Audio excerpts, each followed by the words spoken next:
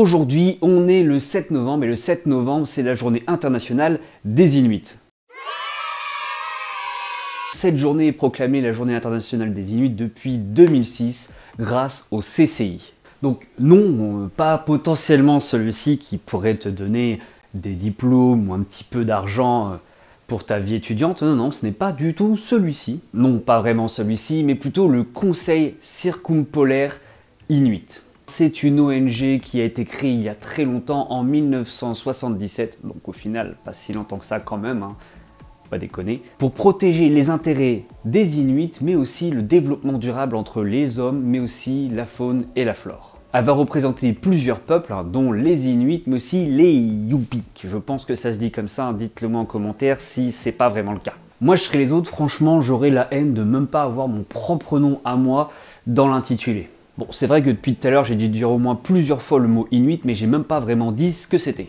Les Inuits sont des groupes de peuples autochtones qui vivent près du cercle polaire, dans la région arctique nord-américaine la plupart du temps, mais pas que. Quand je dis c'est pas que, parce qu'il y en a un petit peu partout, mais la plus grande majorité, c'est au niveau du Canada, où on retrouve à peu près 65 000 personnes qui habitent. C'est un petit peu moins que la population de la magnifique ville d'Ajaccio, et aussi moins les bombes artisanales.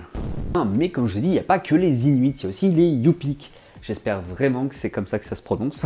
Les Yupik sont un groupe d'autochtones qui habitent près du sud-ouest de l'Alaska, au niveau de la pique vers la Russie.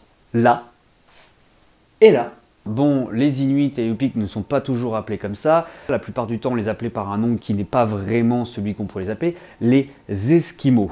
En même temps, quand on te donne un nom de glace qui est pas ouf, normal qu'ils aiment pas trop la blague. Bien que ce terme soit vraiment très discriminatoire pour ces peuples.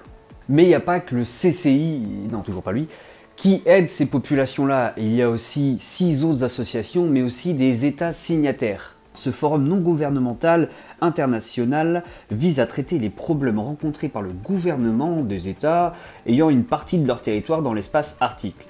Par exemple, le Canada, la Russie, la Norvège et bien d'autres. Notamment en se donnant les moyens de promouvoir la coopération, la coordination et les interactions entre les États signataires sur des sujets communs, notamment le développement durable, la protection de l'environnement dans l'Arctique. L'essentiel du travail du Conseil de l'Arctique a lieu de manière coopérative dans les 6 groupes de travail et de programmes et de plans d'action.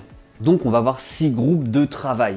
Le premier est un programme de surveillance et d'évaluation de l'Arctique, qui vient bien ensemble avec tout ce qui va être le deuxième, mais aussi le troisième point.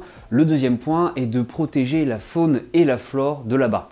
Car oui, Timothée, la voiture de papa est grosse et impressionne énormément les voisins, mais pense un petit peu à Flocon qui, à cause de ta voiture, est en train de se noyer. Sans oublier bien sûr le troisième, comme je disais, c'est-à-dire effectivement la faune, mais celle bien sous-marine. Car oui, on pense beaucoup à Flocon, notre petit ours de tout à l'heure, mais aussi à son copain, le renard des neiges. Mais il ne faut pas oublier que l'Arctique est un énorme vivier, l'un des plus grands du monde en termes de poiscaille. Donc ça, c'était les groupes de travail, mais il y a aussi les programmes d'action. Il y en a 2. C'est tout d'abord l'évaluation du climat là-bas, mais c'est aussi le rapport entre les humains en Arctique. Ce conseil a une présidence qui change régulièrement. Actuellement, c'est la Norvège qui est là depuis 2023 et qui va finir son mandat en 2025. Oui, la Russie a le plus de frontières, mais en ce moment, elle est un petit peu occupée. Et comme tout conseil, elle donne ses priorités. On va donc retrouver 4 priorités. La première, ce sont pour les océans. Il y a des actions conjointes pour lutter contre les déchets marins et le renforcement de la coopération en matière de préparation aux situations d'urgence et de sécurité maritime dans l'Arctique. Car oui, l'eau monte. C'est aussi en thème avec la deuxième priorité, pour le climat et l'environnement. Travailler sur des répercussions des changements climatiques dans l'Arctique et mettre en avant la nécessité d'adapter le régime de gestion aux changements climatiques, les problèmes environnementaux associés à l'expansion de l'activité humaine. Car oui, c'est pas parce qu'il n'y a plus de place nulle part qu'on ne peut pas envahir un nouveau territoire, même s'il est complètement gelé.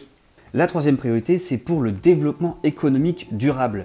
Car oui, c'est une zone extrêmement attractive. La transition verte ou alors l'économie bleue, c'est un concept économique relatif à des activités économiques, comme tu as deviné, liées à la mer, les océans, mais aussi les côtes. Oui, on n'a pas choisi la couleur par hasard. Car t'es pas sans savoir que le transport maritime durable et le système alimentaire de l'Arctique seront des priorités thématiques spéciales dans les années à venir. Et pour finir, on va parler des peuples. Les peuples du Nord, ce sont aussi une priorité. On va chercher à renforcer la coopération en matière de santé dans l'Arctique, y compris la coopération sur l'amélioration et la préparation médicale dans la région. En même temps, on s'en doutait pas du tout que c'était compliqué.